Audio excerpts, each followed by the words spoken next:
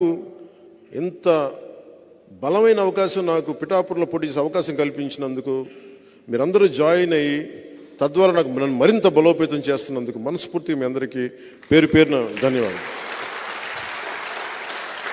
ఇందాక నేను చెప్తున్నట్టుగా నేను రెండు నిర్ణయించుకున్నాను. కేంద్ర నాయకత్వం అడిగితే కేంద్ర నాయకత్వం రెండు అడిగారు నన్ను, నువ్వు ఎమ్మెల్యేగాను పోటీ చేయాలి, ఎంపీగాను పోటీ చేయాలని. నాకైతే ఎమ్మెల్యేగానే చేయాలని ఉంది. రాష్ట్రానికి ముందు పనిచేసి తర్వాత దేశం కోసం ఆలోచిస్తాను. కానీ ఎంపీ జనసేనదే.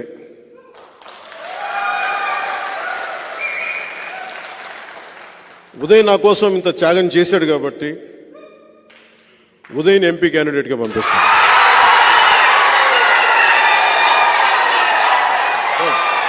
పల్ల పల్ల పల్ల పల్ల పల్ల పల్ల పల్ల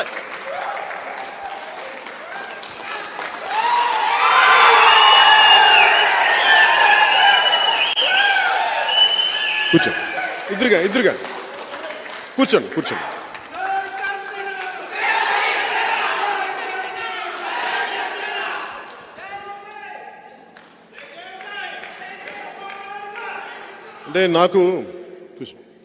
అంటే నాతోటి నన్ను వద్దనుకొని వెళ్ళిపోయిన వాళ్ళు తప్ప నేను ఎవరిని వద్దనుకోలేదు జీవితంలో ఇప్పుడు దాకా. ఒకసారి నా స్నేహం, నా ప్రేమ చూసిన తర్వాత నన్ను ఎవరికి వదలబోతే మా మహేందర్ రెడ్డి గారు మన జనసేన పార్టీ వైస్ ప్రెసిడెంట్. నేను పిఆర్పి నుంచి యూత్ వింగ్లో ఉండి ఆ రోజు నుంచి ఈ రోజు దాకా నేను ఓడిపోయినా ఏమైనా కింద పడ్డా మీద పడ్డా నా పక్కన ఉండిపోయాను.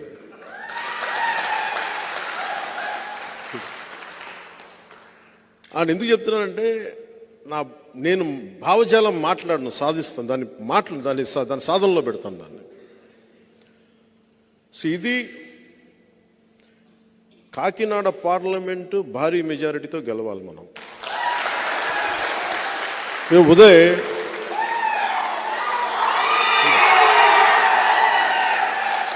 అంటే యాక్చువల్లీ చెప్పాలనుకోలే. ఉదయ్ లేదు మావాడు నాకు ఎసరు పెట్టవు కదా భవిష్యత్తులో సరదాగా లేదు. నాకు ఒక బ్రదర్ లాంటి తను, తమ్ముడు లాంటి నాకు. అందుకనే కదా పవన్ కళ్యాణ్ అయ్యాడు. ఏలే ఇది ఎందుకు చెప్తున్నానంటే ఆయన మాట్లాడితే కూర్చొని పాపం వైసీపీ తరపున ఎంపీ ఆయన కూడా నాకు బాగా తెలుసు. సునీల్ గారు వంగాగీత్ గారు వీళ్ళందరూ మన ద్వారా వచ్చిన వాళ్ళే కదా వీళ్ళందరూ. కాకపోతే ఈరోజు నాకు నిజంగా మొన్న పెళ్ళికి కూడా కనిపించారు ఆయన. ఎక్కడో మా నాగబాబు గారి ఇటలీలో పెళ్ళికి జరిగితే అఫ్కోర్స్ ఆయనకి నా డ్రెస్ నచ్చలేదంట, నువ్వేంటి ట్రెడిషనల్ బట్టలు వేసుకోలేదని. నేను సినిమాలు వేసుకోవడానికి ఇబ్బంది పడుతున్నాను. నాకేదో మామూలు చొక్కా ప్యాంట్ నాకు ఇలా రమ్మంటే నిజంగా ఆయన చాలా తప్పు పార్టీని ఎంచుకున్నారు. మంచివాడే కానీ తప్పు పార్టీని ఎంచుకున్నాడు ఆయన. లేదా సరైన సమయంలో ఆ పార్టీని ఎంచుకోలేదు. ఈ రోజున వైసీపీ ఎందుకు సుస్థిరత ఇవ్వలేదంటే వైసీపీ వాళ్ళకి మనసులో లేదు. వాళ్ళకి నిజంగా సుస్థిరత ఇద్దాం అనుకున్నాడు. మీరందరూ చాలామంది వైసీపీ నుంచి కూడా వచ్చారు. ఇప్పుడు నేను నా క్యాడర్ని నేను రక్షించుకుంటాను, నేను వదలను నా క్యాడర్ని. మా కొట్టే సాయిని శ్రీకాళహస్తిలో ఒక చెంపదెబ్బ పడితే నేను మొత్తం ఢిల్లీకి వెళ్తున్నాను ఆపేసి అటు శ్రీకాళహస్తిలో దిగి నేను అంత కాపాడుకుంటాను. మీ మీద ఒక దెబ్బ పడితే, ఒక కేసు పడితే నేను ఉంటాను మీకోసం. మన కాకినాడ అది పదవీ విరమణ చేసిన ఉద్యోగస్తుల తాలూకు స్వర్గం అంటారు దాన్ని, పెన్షనర్ల స్వర్గం అంటారు, పెన్షనర్స్ ప్యారడైజ్. అలాంటిది ఎందుకంటే మా పెద్దనాన్న నేను ఎప్పుడు చిన్నప్పుడు ఇప్పుడు రాలేదు, కానీ కాకినాడకి మా పెద్దనాన్న అక్కడే పోస్ట్ మాస్టర్గా పనిచేశాను కాకినాడలో. అలాగే మా వాళ్ళు అందరూ మా బంధువులంతా కోనసీమలో ఉంటారు, మా పెద్దనాన్న పిల్లలంతా. నేను ఎప్పుడు నా మాట పెన్షనర్స్ ప్యారడైజ్ ఉండిపోయింది చిన్నప్పటి నుంచి. అలాంటి పెన్షనర్స్ ప్యారడైజు ఈ రోజున ప్యారడైజ్ ఫర్ గాంజా అయిపోయింది. క్రైమ్ సిండికేట్ పెరిగిపోయింది. వీటన్నిటిని నిలువరించాలి అంటే బలమైన వ్యక్తిత్వం ఉన్న వ్యక్తులు అక్కడ ప్రజాప్రతినిధులుగా ఉండాలి. ఎంపీగా ఉదయ్, ఎమ్మెల్యేగా నేను. ఉదయ్ ఈ రోజు నేను చెప్తా ఉన్నా, అన్ని నియోజకవర్గాలు తిరగండి, మొత్తం వెళ్ళండి. ఎందుకంటే నాకు పనిచేసే యువత, ప్రధానమంత్రి గారు అడుగుతుంది కూడా, నేను మొన్న మాట్లాడుతూ ఉంటే ఆయన సభలో కూడా చెప్పారు, 2029 ఎన్నికల గురించి నేను ఆలోచించట్లేదు, 2027 గురించి నేను 2047 గురించి ఆలోచిస్తున్నాను. ఇంకో తరం కోసం ఆలోచిస్తున్నారు. ఆ తరం కోసం ఇప్పుడు ఈ రోజున పుట్టిన బిడ్డలు, 5 ఏళ్ల వయసున్న బిడ్డలు, పుట్టబోయే బిడ్డలు, వాళ్ళ 25 ఏళ్ళు వచ్చేటప్పటికి దేశం సంసిద్ధంగా ఉండాలి, ఉద్యోగాలు రెడీగా ఉండాలి, చదువులకి స్కూళ్ళు రెడీగా ఉండాలి, అసలు వాతావరణం బాగుండాలి, కలుషితం లేని వాతావరణం ఉండాలి. మోదీ గారు ఇలా ఆలోచిస్తున్నారు. ఆయన ఆలోచనకి ధీటుగా మన వంతు మనం కృషి చేసేలాగా యువ నాయకత్వం చాలా అవసరం. ఒక ఎంపీగా భవిష్యత్తులో కూడా నేను ఒకటే చెప్తాను, ఒకవేళ మోదీ గారు అడిగితే, అమిత్ షా గారు అడిగితే, నేను ఎంపీకి వెళ్ళాలంటే మా ఉదయన్ అడిగి స్వాప్ చేసుకుంటాం ఇద్దరం.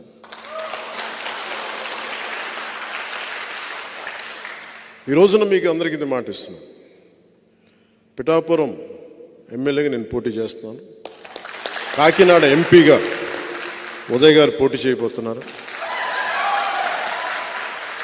మా ఇద్దరిని, ఎందుకంటే ఇది గీటురాయి ఎన్నికలు. నిజంగా దశాబ్దం తర్వాత నేను నోరు తెరిచి అడుగుతున్నాను, ఓట్లు వేయమండి, ఓట్లు వేయండి, నాకు నేను హక్కు సంపాదించుకున్నాను. 2019లో కూడా నేను చాలా ధాటిగా ధీటుగా అడగలేదు ఓటేయండి, ఎందుకంటే నాకు మనసు చెప్తా ఉంది, ఇంకా నువ్వు పని చేయి. దశాబ్దం తర్వాత పోరాటాలు చేసి అందరి కోసం నిలబడి 4 దశాబ్దాలకు తెలుగుదేశం పార్టీ కూడా వెన్నంటే ఉండే నిలబడి ధైర్యం ఇచ్చి 5 కోట్ల మంది ప్రజలు కోరుకుంటున్న ఆకాంక్ష, ఒక ఐక్యతతో కూడిన ఒక అలయన్స్ ఉండాలి, ఎన్డీఏ అలయన్స్లో తీసుకొచ్చిన తర్వాత చెప్తున్నాను, ఈరోజు నన్ను గెలిపించండి. చేతులెత్తి నేను అడగట్లేదు, ఆర్థిస్తున్నాను. లేదు, అడగందే అమ్మైనా పెట్టదంటారు. నేను ఈ రోజున అడుగుతున్నాను, ఈ 2 సీట్లుతో పాటు మిగతా 19 సీట్లు, ఇంకొక పార్లమెంటు, ఇవి కొట్టి చూపించామంటే, ఇందాక చెప్తా ఉన్నారు సినిమాలో భగత్ సింగ్, దాని పేరు ఉస్తాద్ భగత్ సింగ్, అందులో ఒక క్యారెక్టర్ గ్లాస్ పడేస్తాడు. ఈరోజు వచ్చింది కదా, గ్లాసు పడి ముక్కలు అయిపోద్ది. షూటింగ్ చేస్తున్నప్పుడు అడిగా, ఎందుకు రాసామంటే, లేదు మీరు అందరు మీ మీద మీరు ఓడిపోయారు అంటే ఒకటే చెప్పాను నేను, గాజుకున్న లక్షణం ఏంటంటే పగిలే కొద్దీ పదునే కొద్దీ. నాకు బేసిక్గా సినిమాలు ఇలాంటి డైలాగ్ చెప్పడం నాకు ఇష్టం ఉండదు. బట్ మా హరీష్ శంకర్ బాధపడలేక చెప్పాను, మీకు తెలియదండి, మా అలాంటి వాళ్ళందరూ మేము కోరుకుంటాం, మీరు తగ్గితే మాకు ఇష్టం ఉండదు. సో మా వాడి హరీష్ శంకర్ బాధ భరించలేక నేను మాట్లాడాను. ఎందుకు చెప్తున్నానంటే, అనుభవం కానిదే నేను ఎందుకు నలిగి ఈ రోజున ఎందుకు ఇంత బలంగా అడుగుతున్నాను ఓట్లు అంటే, ఒక దశాబ్దం అధికారం లేకుండా ఓడిపోయి పార్టీ నడిపిన వాడిని చిన్నపాటి విజయం, ఒక 21 సీట్లు, 2 ఎంపీలు కనుక మనం కొట్టి చూపించామంటే భారతదేశం ఆంధ్ర వైపు చూసేలా చేస్తాను.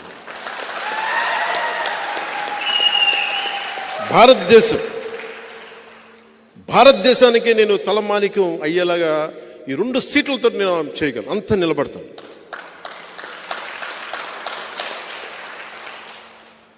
ఈ రోజున మనం లేకపోతే ఈ పొత్తు కూడా ఉండలేని పరిస్థితి. అంత కన్విన్స్ చేశాను. జాతీయ స్థాయి నాయకులందరినీ అంత నిలబడ్డాను, మాట్లాడాను, 2 చేతులెత్తి నమస్కారం పెట్టి పరిస్థితులు వివరించాను. ఎమ్మెల్యే ఓడిపోయాను, అది కూడా చెప్తున్నాను మీకు. ఓడిపోయి కూడా నాకు ఇష్టం నా నేల. మన బిడ్డని, మన నేల తల్లిని మనం కాపాడుకోకపోతే ఎవరు కాపాడుకుంటారు? ఉప్పాడలో సముద్ర కోతకి గురయ్యి ఇల్లు లోపలికి వెళ్ళిపోతుంటే ఆ బాధ వాళ్ళకి తెలుసు. ఒక వాడ బలిజల బాధ నాకు తెలుసు.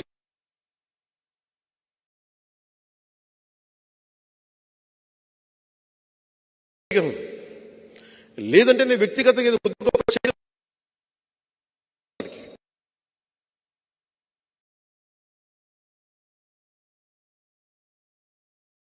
ఉన్నాయి. ఇసుకంతా మనది, ఇసుక చేశారు. జగన్ రెడ్డి గారికి ఇంకా అంతులేదైన వ్యాపారాలకి అండ్ డబ్బులకి. అన్నీ అర్థం చేసుకోగలను. నిజమైన అభివృద్ధి నేను అనేది గుడ్డిగా కూడా ఓటు వేయకండి అంటున్నాను. మీరు అన్నీ ఆలోచించుకోండి, ప్రజలకు తెలియచేయండి. నేను ఎవరిని దెబ్బతీయడానికైతే నేను రావట్లా, నిలబడటానికి వస్తున్నాను. ఆ క్రమంలో నన్ను శత్రువుగా పరిగణిస్తే ఇంకా నా తప్పక యుద్ధం చేయటమే నాకు, అంతే. కానీ యుద్ధం చేశానంటే మటుకు వెనకెళ్ళను.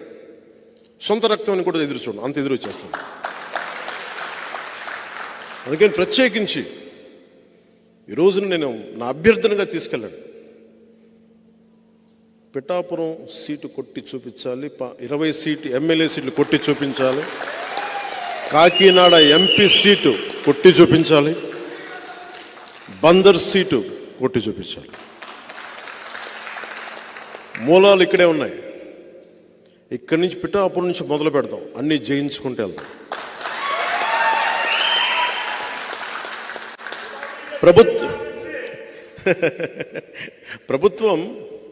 ప్రభుత్వంలో మన భాగస్వామ్యం తీసుకుంటున్నాం. ఫామ్ అవుతున్న ఎన్డీఏ ప్రభుత్వంలో మనం భాగస్వామ్యం తీసుకుంటున్నాం. 3వ వంతు స్థానిక ఎన్నికల్లో మనకి ఆ పదవులు కూడా తీసుకుందాం.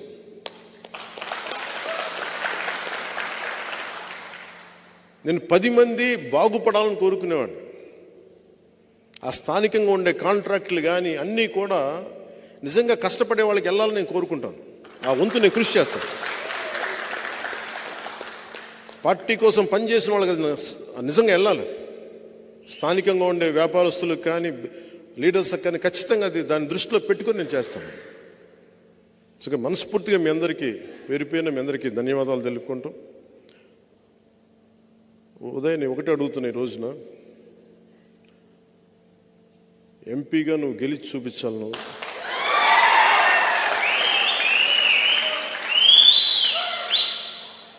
ఇది పెట్టుకొని తిరుగు. అలాగే మా మహేందర్ రెడ్డి గారిని కూడా నువ్వు మిథున్ రెడ్డి గారితో కొంచెం హ్యాండిల్ చేయాలని చెప్తాను.